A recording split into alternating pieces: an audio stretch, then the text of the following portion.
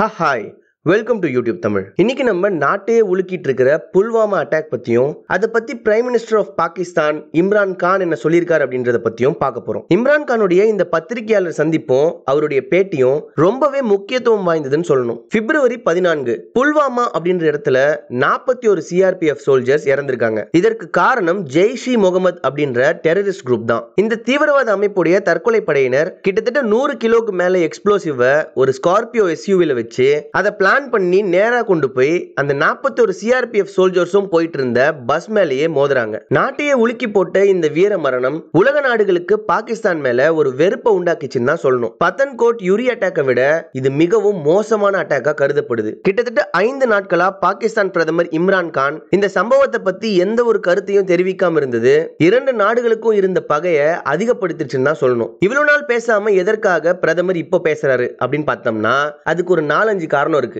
முதல் காரணம், இந்திய ராணுவம் பாகிஸ்தான் மேல போர் தொடுக்கிறதுக்காக ஒத்திகையெல்லாம் பார்க்க ஆரம்பிச்சிட்டாங்க. நம்பர் 2, எல்லையில பதட்டம் ரொம்பவே அதிகமா இருந்துச்சு. இரண்டு தரப்புலையும் வீரர்கள் இறந்தா அது போர்ல போய் முடிஞ்சிடும். நம்பர் 3, அமெரிக்கா போன்ற நாடுகள் போர் தொடுப்பதற்கு இந்தியாவுக்கு பெர்மிஷன் கொடுத்துட்டாங்க. இது பாகிஸ்தானுக்கு மிகப்பெரிய பின்னடைவா கருதப்படுது. நம்பர் 4, குல்பூஷன் ஜாதவ் கேஸ் இப்ப ஹியரிங்ல இருக்கு. ஜாதவுக்கு ஏற்கனவே பாகிஸ்தான் மரண தண்டனை விதிச்சிருக்கு. அண்ட் இந்த கேஸோட வேர்டிக்ட பொறுத்து மேலும் எல்லையில பதட்டம் அதிகரிக்க வாய்ப்பு இருக்கு. நம்பர் 5, புல்வாமா அட்டாக்னால சவுதி கிரவுன் பிரின்ஸ் பாகிஸ்தான்ல பாதுகாப்பு பிரச்சனையை கருதி தன்னுடைய மீட்டிங்கை கேன்சல் பண்ணிட்டாரு. இதனால பாகிஸ்தானுக்கு கிடைக்க இருந்த $6 பில்லியன் இவங்களுடைய நெக்ஸ்ட் மீட்டிங்ல தான் கிடைக்கும். பினான்சியலா பாகிஸ்தானை இது மிகப்பெரிய அளவுல பாதிக்கும்னு சொல்லலாம். சரி, இப்போ பாகிஸ்தான் பிரதமர் என்ன சொன்னாருன்னு பார்ப்போம். புல்வாமா அட்டாக்குக்கும் பாகிஸ்தானுக்கும் எந்த ஒரு சம்பந்தமும் இல்ல அப்படின்னு இம்ரான் கான் சொல்லியிருக்காரு. இதற்கு காரணமான ஜெய்ஷ் இ முகமது அப்படின்ற அமைப்பு 2002ஆம் ஆண்டே அது ஒரு தீவிரவாத அமைப்பா கருதப்பட்டு அந்த அமைப்புக்கு தடை விதிக்கப்பட்டிருக்குன்னு சொல்றாரு. இந்த தாக்குதலுக்கு யார் காரணமாக இருந்தாலும்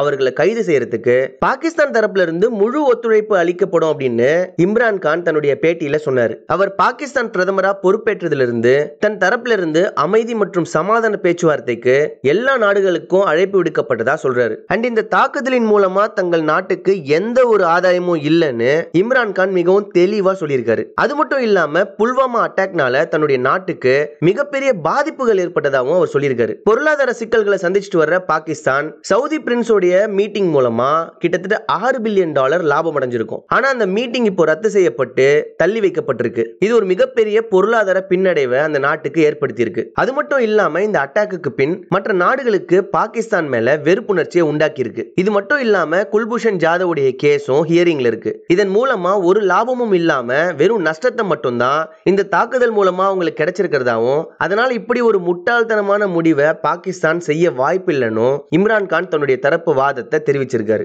மேலும் அவர் தன்னுடைய பேட்டியில இந்தியன் கவர்மெண்ட் எந்த ஒரு ஆதாரமும் இல்லாம பாகிஸ்தான் மேல பழி போடுறதாவும் இதற்கு காரணம் இந்தியாவில் இப்போ எலெக்ஷன் டைம்னு தனக்கு தெரியும்னு சொல்லியிருக்காரு. இது மட்டுமின்றி போர் ஒத்திகை போன்ற விஷயங்கள்ல ஈடுபடுற இந்தியன் ஆர்மி பாகிஸ்தான் மேல தாக்குதல் நடத்த முற்பட்டா அதற்கு தகுந்த பதிலடி கொடுப்போம்னு அவர் சொல்லியிருக்காரு. ஒரு போரை ஆரம்பிக்கிறது மிகவும் சுலபமான செயல்னோ ஆனா அதை முடிவுக்கு கொண்டு வர்றது தான் மிகவும் கடினமான செயல். அதனால போருக்கு பதிலா சமாதான பேச்சுவார்த்தை மூலமா தான் இதற்கு சரியான தீர்வை கொண்டு வர முடியும்னு தன்னுடைய பத்திரிகையாளர் சந்திப்புல அவர் தெரிவிச்சிருந்தார். இவர்கள் பொறுப்பா இல்லையா அப்படின்றத இந்தியன் கவர்மெண்ட் கண்டிப்பா கண்டுபிடிக்கும். அண்ட் அந்த நாள் தான் 41 சிஆர்பிஎஃப் சோல்ஜர்ஸ் உடைய வீர மரணத்திற்கு நியாயம் கிடைக்க போகிற நாளா இருக்கும். இதற்கு மேல எந்த ஒரு அப்பாவி உயிர்களும் வீணாகாம இது போன்ற மோசமான தீவிரவாத அமைப்புகளை இரண்டு நாடுகளும் ஒன்னா சேர்ந்து வேரோட தூக்கி எறியணும். பட் இரண்டு நாடுகளும் சேர்ந்து அப்படின்ற விஷயம் நடக்கணும்னா பாகிஸ்தான் தன் தரப்புல எந்த ஒரு தவறும் இல்லைன்றத நிரூபிக்கணும். நம் நாட்டுடைய சட்டமும் அரசாங்கமும் தன்னுடைய கடமையை